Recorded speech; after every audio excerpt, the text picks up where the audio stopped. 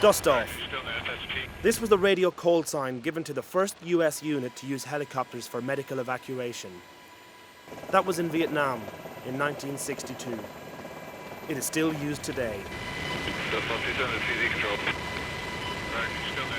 When a US soldier is wounded on the battlefield, there is only one thing he or his medic wants to hear. Dust off is inbound.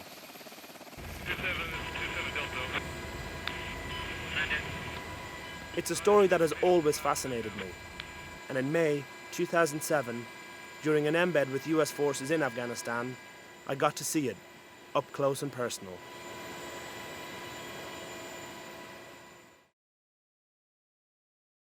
We had been caught in an ambush, and 12 of us lay bleeding and moaning, while 18 more were dead. Lying on a stretcher, suffering from a severe gunshot wound myself, I had to fight with the soldiers around me to get them to pick up my camera and photograph me. Then I took this photograph of a wounded US soldier being treated beside me.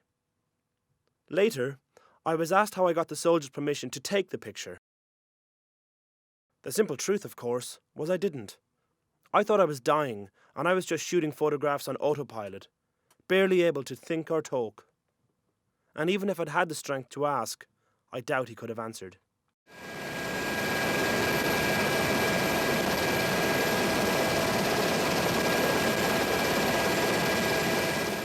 Recently, there has been much talk of censorship coming out of America's other war in Iraq, with new embedding rules making written permission from a wounded soldier a prerequisite for shooting stills or video.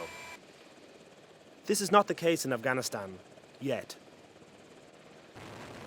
After I recovered from my injury, I returned to Afghanistan. One of the main stories I wanted to cover was Dust Off. A Dust Off crew had flown into a dangerous area, picked me up, and delivered me to a field hospital. Without doubt, their actions saved my life. Now, I wanted to see what their lives were like. In July 2008, at the height of the fighting season, I spent a week with a Dust Off crew. Almost a full. Working from a small remote base in the east of the country, they lived together in one small room.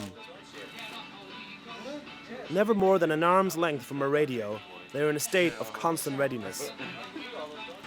So far, I've handled everything I've seen that I didn't think I could handle pretty well. You see some pretty messed up stuff, but you get a sense of doing good because you're helping a lot of people out. Even at dinner, radio static mingles with the sound of eating. One patient looks to be U.S. urgent surgical. When the call does come, the reaction is immediate. Games are stopped, food is dropped. Dust Off crews pride themselves on their reaction time. Every second counts, and the crew knows it.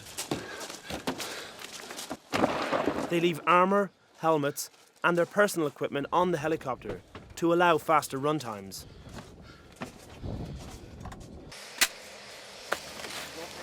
You get dressed. Get ready. Let's get these blades fired up. Face clear! That's the gust lock for the blades. No two missions are the same, they say, and this is soon obvious. Over the days I spent with Dust Off 27, they picked up wounded Afghan soldiers and civilians. It is a little known fact that over 80% of their missions are to assist Afghans rather than Americans. It can be very difficult because you're limited on space and there's a language barrier. I don't speak Pashto. They really don't speak that much English, if any.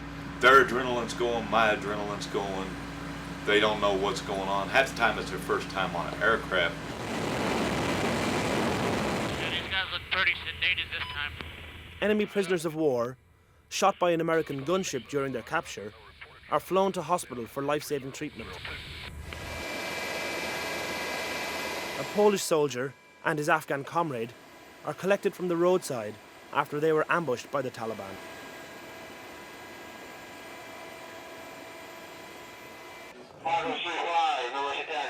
And then the call they fear most, a US soldier at a point of injury, still at the site of the attack.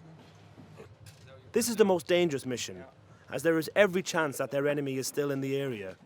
But it is the one that they will risk most for. We gotta roll quick. Get out there and try to get this guy to where he makes it back home to his loved ones. OAP control, dust off 27. They tell me that they treat all patients the same. And I know I received care second to none when I was hurt. But I am sure I detect a greater urgency in the sprint, a quicker acceptance of bad weather, and a willingness to fly into unknown danger when the patient waiting for them is American.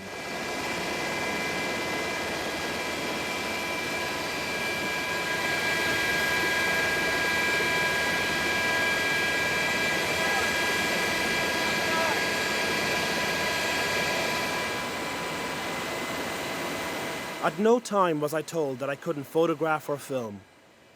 Even in the midst of the chaos, when they were flying at full speed low across the Afghan land, or running to pick up a stretcher, did they ever try to restrict what I recorded. He's actually in the I just want to take a look at the injury so I have an idea of what I got to fix. What do we got for blood pressure? 152/68. Excellent. Is he Polish? He's Polish, that's right. Oh, okay.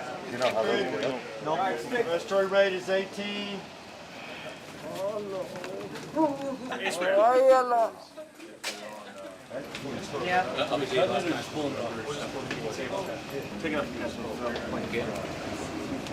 Chest clear and equal. Take a good look at these images, because if the new rules in Iraq are applied to Afghanistan, you may not see this again. This is an American soldier, bleeding and confused. He has just been blown up by an IED. Is it so shocking to see a wounded soldier? What exactly do we think happens in the fighting? I believe it is important to know that men are injured and die in battle, and that some men will risk their own lives saving others.